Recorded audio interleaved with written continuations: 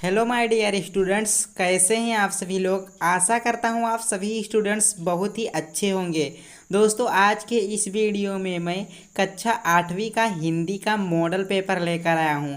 दोस्तों, इसमें सभी इम्पोर्टेंट क्वेश्चन है, तो आपको इस वीडियो के आखिरी तक बने रहना है एंड सभी क्वेश्चंस को समझना है। और जिसका आंसर मैं आपको बताऊं उसका आंसर आप कॉपी में नोट कीजिए क्वेश्चंस के साथ में, ठीक है। कलम कॉपी लेकर आप बैठिएगा और जो आंसर मैं ना बताऊं, जो जैसे जो ज़्यादा लॉन्ग रहे, बताने में मुश्किल लगे, उसे आप खुद सर्च करने का, ढूंढने का प्रयास करें, ठीक है। पहला प्रश्न हमारा बहुविकल्पीय प्रश्न आबा सादा वाला रहेगा। कृष्ण किस समय गोपियों के घर से मक्खन चुराते थे? प्रातः, दोपहर, शाम या रात? तो दोस्तों, इसका सही आंसर है ऑप्शन बा, दोपहर। कृष्ण दोपहर के समय गोपियों के घर से माखन चुराया करते थे, ठीक है। अगला क्वेश्चन क्या कहता है कि ध्वनि कविता के रचयिता निम्नलिखित में से कौन है? भैया, ध्वनि कविता सूर्यकांत त्रिपाठी निराला जी के द्वारा लिखी गई है। किसके द्वारा भैया लिखी गई है? ध्वनि कविता किसके द्वारा लिखी गई है? ये सूर्यकांत त्रिपाठी निराला जी ने लिखा है। दोस्तों, आपको ना जो क्वेश्चंस का आंसर मालूम हो उसका आंसर कमेंट बॉक्स में ज़रूर कमेंट करना है, ताकि मुझे पता लग सके कि हमारे स्टूडेंट्स को कितना मालूम है एंड वो कितना पढ़ाई करते हैं, कितनी उनको जानकारी है, ये सब मुझे पता चल सके।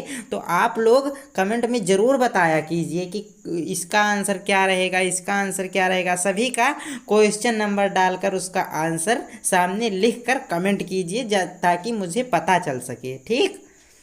अगला क्वेश्चन है क्वेश्चन नंबर 3 कि संज्ञा के स्थान पर आने वाले शब्द को कहते हैं। आप लोगों ने बचपन से पढ़ा होगा व्याकरण में एंड ग्रामर में कि जो स्थान संज्ञा के स्थान पर प्रयोग किए जाते हैं उन्हें सर्वनाम कहते हैं। क्या कहते हैं? सर्वनाम कहते हैं। संज्ञा के स्थान पर प्रयोग किए जाने वाले शब्द को सर्वनाम कहा जाता है। ऑप्शन ये इसका सही आंसर है। आजकल समाचार पत्रों में क्या छपते हैं? ज़्यादातर दोस्तों आजकल समाचार पत्रों में क्या छापे जाते हैं?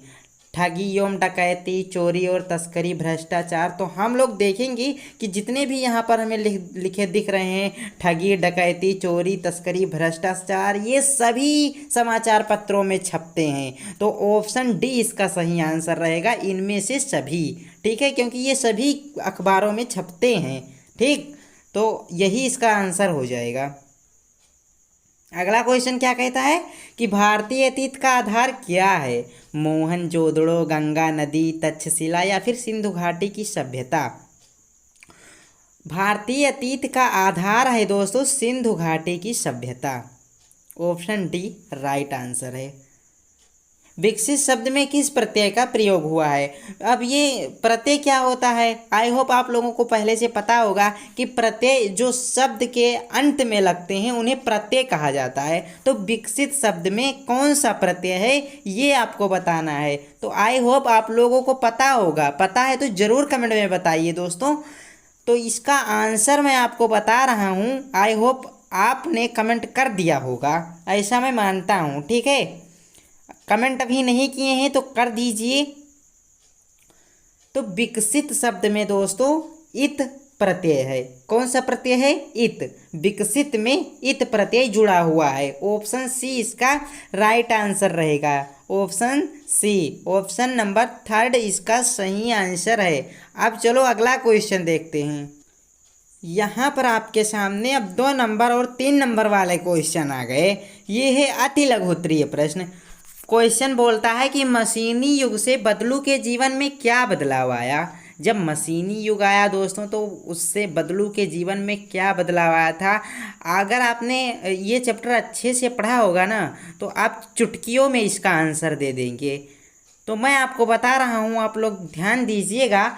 जब मशीनी युग आया दोस्तों तो मशीनी युग ने बदलू का जीवन पूरी तरह से बदल कर रख दिया, जिससे बदलू का व्यापार भी बंद हो गया। वह बेरोजगार हो गया। काम न करने से उसका सारा शरीर ढल गया। उसके हाथों पर, माथों पर नसें उभर आईं। अब वह बहुत ही ज़्यादा चिंतित रहने लग गया था। ठीक है, कुछ इस टाइप से इसका आंसर रहेगा। अगला क्वेश्चन है कि पक्षी व बादलों के संदेश कौन पढ़ने में सक्षम होते हैं? पक्षी व बादलों के संदेश कौन पढ़ने में सक्षम होते हैं? पक्षी और बादल रूपी डाकियों के संदेश दोस्तों पेड़ पौधे, सरोवर, पर्वत पढ़ और समझ भी लेते हैं। क्या करते हैं? ये पक्षी और बादलों के जो संदेश होते हैं ये कौन कौन पढ़ते हैं? पेड़ पढ़ते हैं, पौधे पढ़ते हैं, सरोवर पढ़ते हैं। ये पढ़ते भी हैं और समझते भी हैं। लेकिन मनुष्य दोस्तों न पढ़ पाता है न समझ पाता है इनके संदेश को। कैसा प्राणी है मनुष्य जो पक्षी व बादलों के संदेश को नहीं पढ़ पाता। क्वेश्चन अगला है, क्वेश्चन नंबर 9, सौरभ तथा पांख शब्दों के अर्थ स्पष्ट कीजिए। तो सौरभ का मतलब दोस्तों क्या होता है एंड पांख का मतलब क्या होता है, इन दोनों के लिए एक अलग अलग अर्थ बताना है। सौरभ का मतलब दोस्तों सुगंध होता है। क्या होता है? ध्यान दीजिएगा कि सौरभ का मतलब सुगंध होता है और पांख का मतलब पंख होता है। आई होप अब आप लोग कभी नहीं भूलेंगे कि सौरभ का मतलब सुगंध होता है और पांख का मतलब पंख होता है। क्वेश्चन नंबर 10 क्या कहता है कि माता यशोदा ने कृष्ण को क्या बताया था? माता यशोदा जी जो कृष्ण की मैया यशोदा थी उन्होंने कृष्ण को क्या बताया था? माँ यशोदा ने अपने बालक कृष्ण को यह बताया था कि दूध पीने से तेरी चोटी बलराम की तरह लंबी और मोटी हो जाएगी। यह काढ़ते और गूंथते समय नागिन के समान दिखाई देती। ये बात कही थी माता यशोदा ने कृष्ण जी को। ठीक है, तो यहाँ पर हमारा अति लघु उत्तरीय प्रश्न खत्म हुआ। अब बढ़ते हैं लघु उत्तरीय प्रश्न की तरफ। लघु उत्तरीय प्रश्न क्या कहता है कि पिन कोड भी संख्याओं में लिखा गया एक पता है। कैसे पिन कोड लिखा जाता है ना संख्याओं में, 6 डिजिट का होता है। तो यह एक पता कैसे है आपको ये बताना है। देखो दोस्तों, पिन कोड जो होता है वह किसी खास क्षेत्र को संबोधित करता है। यह पत्र किस राज्य के क्षेत्र का है ये बताता है। ठीक है, अगर पिन कोड किसी पत्र में लिख देते हैं तो इससे पता चल जाता है कि किस राज्य के क्षेत्र का ये पत्र है। इससे आसानी से मालूम चल जाता है। इसके साथ व्यक्ति का नाम और नंबर भी लिखना अनिवार्य होता है। पिन कोड का पूरा नाम मैं आपको बताऊं तो इसका पूरा नाम होता है पोस्टल इंडेक्स नंबर। क्या होता है? Postal index number. याद रखिएगा, बहुत ही ज़्यादा इंपॉर्टेंट है। पिन कोड का पूरा नाम postal index number. Postal index number लिख लीजिए। Postal index number pin code का फुल फॉर्म होता है। या मैंने आपको पहले ही बताया कि यह 6 डिजिट का होता है, 6 अंक का, और हर एक का खास स्थानीय अर्थ होता है। जिसे जो पहले का अंक होता है, पहला अंक वह राज्य, दूसरा और तीसरा अंक जो होता है वह उपक्षेत्र, अन्य क्रमशः डाकघर आदि के होते हैं, और अन्य अंक जो होते हैं वो डाकघर आदि के होते हैं। इस प्रकार पिन कोड भी संख्याओं में लिखा जाने वाला एक पता है। ठीक है, अगला क्वेश्चन क्या कहता है कि दिए गए मूल शब्दों में उपयुक्त प्रत्यय जोड़कर शब्द बनाइए। यहाँ पर आपको 2 शब्द दिए गए हैं, इसमें आपको प्रत्यय जोड़कर एक अलग शब्द तैयार करना है। हमने आपको पहले ही बताया इसी वीडियो में कि प्रत्यय वे शब्द होते हैं जो किसी शब्द के अंत में जोड़ते हैं। तो यहाँ पर कोई उपयुक्त प्रत्यय जोड़कर एक शब्द बनाना है, नया शब्द। महान में अगर हम लोग दोस्तों ता पर बड़ा का मात्रा ता प्रत्यय जोड़ दें तो हाँ क्या बनता है? महानता। एंड इसी प्रकार सुंदरता बनेगा ता पर बड़ा का मात्रा ता जोड़ने पर। किसमें? सुंदर में। सुंदर में ता पर बड़ा का मात्रा ता जोड़ने पर सुंदरता का निर्माण होता है। ठीक है, समझ गए होंगे आप लोग, बहुत ही इजी था। समुद्र के तट पर बसे नगरों में अधिक ठंड और अधिक गर्मी क्यों नहीं पड़ती? नोटिस किए होंगे आप लोग, नोटिस कीजिए, एक बार सोचिए कि समुद्र के तट पर बसे नगरों में अधिक ठंड और अधिक गर्मी क्यों नहीं पड़ती? समुद्र के तट पर बसे नगरों में अधिक ठंड और अधिक गर्मी इसलिए नहीं पड़ती है दोस्तों, क्योंकि वहाँ के वातावरण में नमी होती है और वहाँ का मौसम सदा क्या होता है? सुहावना होता है। इसलिए वहाँ पर अधिक ठंड और अधिक गर्मी नहीं पड़ती है, नॉर्मल सा मौसम रहता है। तुम अपने घर को साफ करने के लिए क्या क्या करते हो? अब ये तो मैं कैसे बता सकता हूँ। जो आप करते हैं अपने घर की सफाई के लिए वो लिख दीजिए, आपको बढ़िया नंबर मिल जाएंगे। अगर आप अच्छे ढंग से लिखेंगे चीज़ों को एकदम स्पष्ट रूप से, तो बिल्कुल आपको अच्छे नंबर मिलेंगे। तो लिखिए, प्रयास कीजिए आप लोग, आपके पेपर में पूछा जा सकता है, तो आप घर पर ही ट्राई कीजिए ये सब चीज़ लिखने का।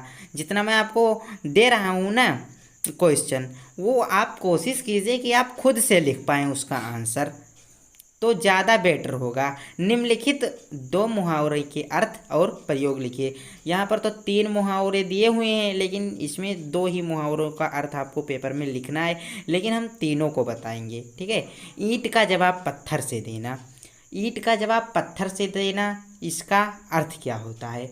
ईंट का जवाब पत्थर से देना, इसका अर्थ होता है दुष्ट के साथ दुष्टता का व्यवहार करना। इसका प्रयोग आप करके बताएंगे। प्रयोग इसका कैसे करेंगे? सीधा कमेंट बॉक्स में ठोक दो। कमेंट बॉक्स में बताओ इसका प्रयोग कैसे किया जाएगा। ईंट का जवाब पत्थर से देना। आंखें खुल जाना। आंखें खुल जाने का अर्थ है होश में आना। जब राम परीक्षा में अनुत्तीर्ण हो गया ना, तब राम की आंखें खुली। फूटी कौड़ी, ये क्या है? बिल्कुल धन ना होना। आज तो मेरे पास फूटी कौड़ी भी नहीं है। लोग कहते हैं ना, सुना होगा आप लोगों ने, कि आज तो मेरे पास फूटी कौड़ी भी नहीं है। तो यही इसका अर्थ होता है कि बिल्कुल धन ना होना। फूटी कौड़ी का अर्थ है बिल्कुल धन ना होना। अब दोस्तों आपको देखने को मिलते हैं दीर्घ उत्तरीय प्रश्न, या फिर कहें निबंधात्मक प्रश्न। 16 क्वेश्चन है। गाय बचेगी तो मनुष्य बचेगा। गाय बचेगी तो मनुष्य बचेगा। गांधी जी के इस कथन की समीक्षा करें।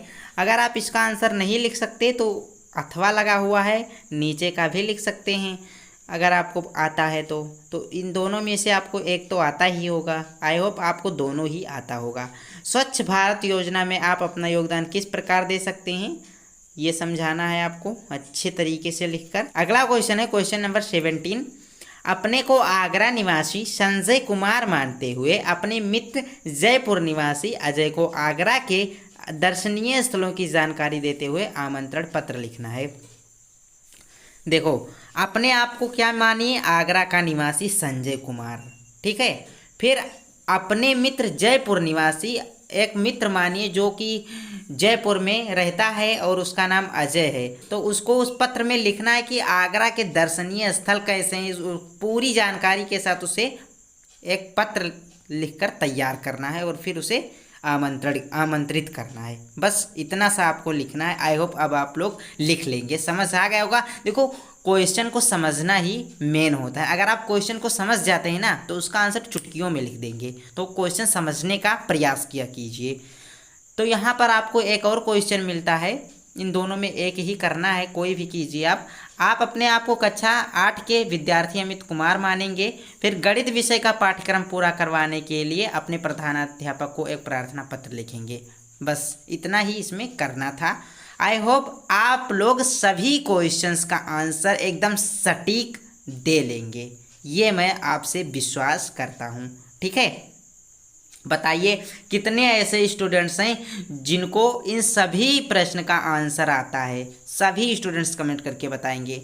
अगर आपको इसी प्रकार की वीडियो आगे भी देखनी है ना, इम्पोर्टेंट क्वेश्चंस की, मॉडल पेपर की, तो एक काम कीजिए, नीचे लाल रंग का सब्सक्राइब बटन शो हो रहा होगा, दिख रहा होगा, ठीक है।